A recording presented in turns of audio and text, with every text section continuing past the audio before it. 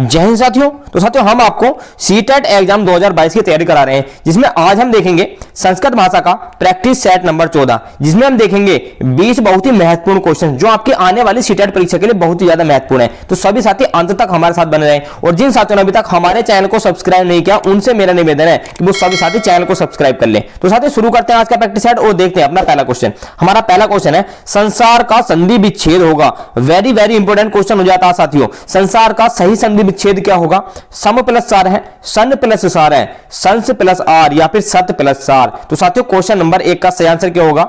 इसका संधि विच्छेद होगा सम प्लस सार है। ऑप्शन नंबर ए इस प्रश्न के लिए सही आंसर हो जाएगा। और साथियों इसमें हमारी व्यंजन संधि होगी। अगला प्रश्न देखते हैं, प्रश्न नंबर 2 है पावक में कौन सी संधि है? तो साथियों पावक में कौन सी संधि होगी? गुण संधि, अयादि संधि, दीर्घ संधि या फिर वृद्धि संधि। तो साथियों पहले करते हैं इसका संधि विच्छेद और हम पता लगाते हैं कि इसमें कौन सी संधि होगी। तो पावक का संधि विच्छेद होगा पो जमा अक है। पो जमा अक इसका संधि विच्छेद हो जाएगा। यहां पर क्या हो रहा है साथियों? यहां पर औ जमा ए मिलकर आव हो रहा है। तो साथियों आपको एक संधि का सूत्र याद होगा एचो अयव अयव। इसमें क्या होता है? ह्रस्व अथवा दीर्घ ए और ऐ, ओ और औ, इनके बाद क्रमशः ए या आ जाए, ह्रस्व अथवा दीर्घ ए या आ जाए तो क्रमशः ए का हमारा अय हो जाता है, ऐ का आय हो जाता है, ओ का अव हो जाता है और औ का आव हो जाता है। तो हमारा यहां पर औ का आव ही हो रहा है, इसलिए यहां पर ये जो सूत्र था एचो अयव अयव ये है अयादि संधि का सूत्र। ऑप्शन नंबर बी अयादि संधि इस प्रश्न के लिए सही आंसर हो जाएगा। अगला प्रश्न देखेंगे, प्रश्न नंबर 3 आज की क्लास का हमारा संस्कृतम का संधि विच्छेद होगा। वेरी इंपॉर्टेंट क्वेश्चन है साथियों। संस्कृतम का सही संधि विच्छेद क्या होगा? सम प्लस कृतम, सत प्लस कृतम, सम प्लस कृतम या फिर सम प्लस तम। तो क्वेश्चन नंबर 3 का सही आंसर क्या होगा साथियों? इसका सही आंसर होगा ऑप्शन नंबर सी सम प्लस कृतम। संस्कृतम का सही संधि विच्छेद होगा ऑप्शन नंबर सी इस प्रश्न के लिए बिल्कुल सही आंसर हो जाएगा। अगला प्रश्न देखेंगे, प्रश्न नंबर 4 आज की क्लास का भास्कर में कौन सी संधि है? यह क्वेश्चन ही बहुत ही ज्यादा महत्वपूर्ण है। अयादि संधि, यड़ संधि, व्यंजन संधि या फिर विसर्ग संधि। तो साथियों भास्कर में कौन सी संधि होगी?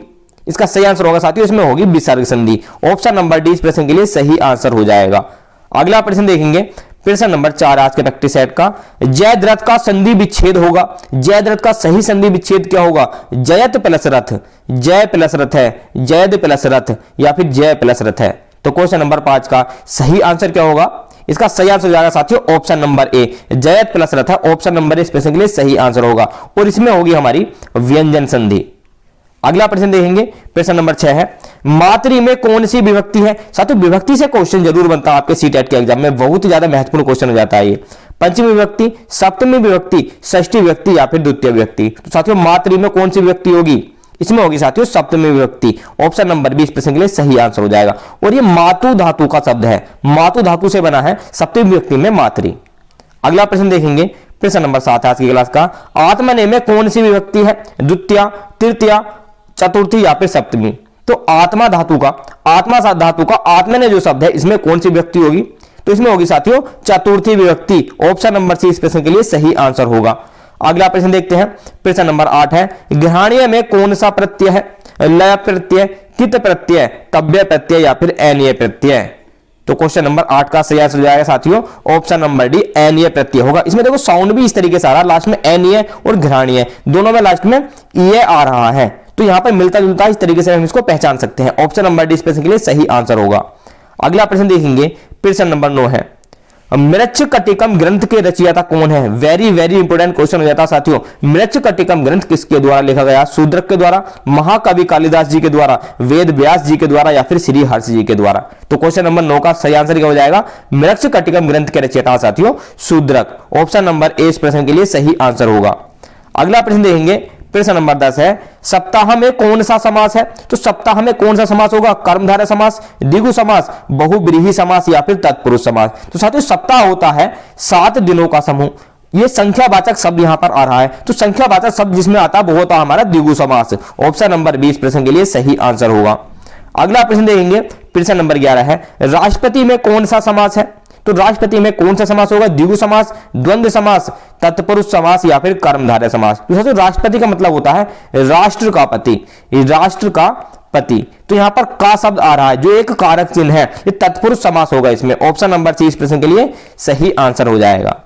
अगला प्रश्न देखते हैं, प्रश्न नंबर 12 है नैषध चरितम किसकी रचना है? तो नैषध चरितम ग्रंथ किसके द्वारा लिखा गया है? कालिदास जी के द्वारा, कौटिल्य के द्वारा, भरत मुनि के द्वारा या फिर श्रीहर्ष के द्वारा? तो साथियों नैषध चरितम के रचयिता कौन है? इसका सही आंसर होगा option number D Sriharsh. Option number D इस प्रश्न के लिए सही आंसर हो जाएगा। अगला प्रश्न देखेंगे प्रश्न नंबर 13 आज के प्रैक्टिस सेट का हमारा, निम्न में संयुक्त व्यंजन कौन सा है? अब संयुक्त व्यंजन की हमें पहचान करनी है, छ, झ, ट या फिर श। तो क्वेश्चन नंबर 13 का सही आंसर क्या होगा साथियों? इसका सही आंसर हो जाएगा ऑप्शन नंबर ए, छह, जो क्षत्रिय वाला छह होता है ये हमारा संयुक्त व्यंजन है। ऑप्शन नंबर ए इस प्रश्न के लिए सही आंसर हो जाएगा।